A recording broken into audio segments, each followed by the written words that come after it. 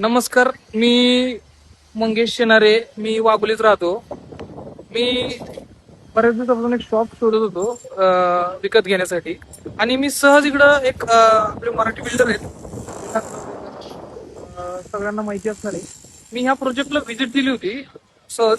तर इथं विलास जावडेकरांच्या नावावरती काही लोक बाहेरच्या बाहेर टोकन घेऊन फ्लॅट हे दुकान विकायचं काम करतात. आणि दुसरी गोष्ट म्हणजे मी जेव्हा आलो, मी मराठी बोलत होतो. आणि मी मराठी बोलत असताना मी जेव्हा आलो इथं, मला शॉप घ्यायचं होतं. माझ्या बोलण्यावरून फक्त त्यांनी मला असं म्हणलं की शॉप फक्त आम्ही मराठी आणि राजस्थानी लोकांना देतोय, मराठी माणसाला आपण शॉप देणार नाही, असं सरळ स्पष्ट ह्या माणसाने मला तोंडावर बोललं, माझ्या तोंडावर. आणि बघा, हे माझ्या पाठीमागे ही लोक आहेत. माणूस दाखवतात. ही मॅडम आहे, ही मॅडम टोकन घ्यायला लागली. ह्या दोन मॅडम आहेत. ह्या दोन मॅडम माझ्याकडून टोकन घ्यायला तयार होते. आता बऱ्याच जणांची यांनी घेतलेले पण आहे. आणि मी आता इन्क्वायरी केली विलास जावडेकरांच्या मेन माणसांना पण फोन केला. त्यांना मी असं हा प्रकार सांगितल्यानंतर ते म्हणले आमच्याकडून अधिकृत प्रमाणे कुठून आतापर्यंत आमच्या कुठल्या बिल्डरच्या माणसांनी काढलेलं नाही विकायला. ती सगळी गोष्ट ठीक आहे, मी मान्य करतो. पण ह्या माणसाने मला तोंडावर सांगितलं की आम्ही मराठी माणसाला विकणार नाही, इथं एंटरटेन करणार चालणार नाही. आणि हा ब्लॅक मध्ये पैसे मागत होता. हा बघा, हा माणूस येतो. आपका नाम क्या है? नहीं, आप नाम बोलो ना. अरे आप नाम बोलो, आप सिर्फ नाम बोलो ना आपका. तर मी इथं बघू शकतो तुम्ही, यांनी याचं नाव सुद्धा नाही सांगितलं. हा पळून गेला आता इकडून. तर हा आधी प्रकार चालायचा मुंबईला, आता हा आपल्या वाघोलीत, आपल्या पुण्यात सुद्धा चालू झालेला आहे.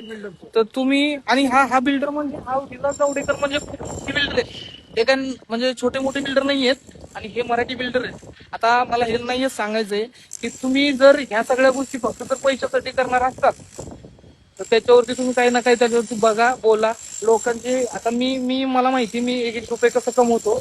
भले ती मराठी असो कोणी असो, मला काय नाही त्यात करायला.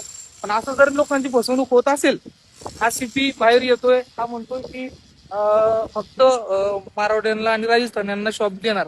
माझ्या तोंडावर त्यांनी मला चपलीने बुटाने हल्ल्यासारखं बोललं त्यांनी. ठीक आहे, आम्ही आमच्या महाराष्ट्रात, ठीक आहे, आम्ही तुम्हाला जोर जबरदस्ती नाही करणार, पण कमीत कमी तुम्ही त्या मर्यादा आम्हाला मर्यादा ओलांडायची हे तरी नका करू.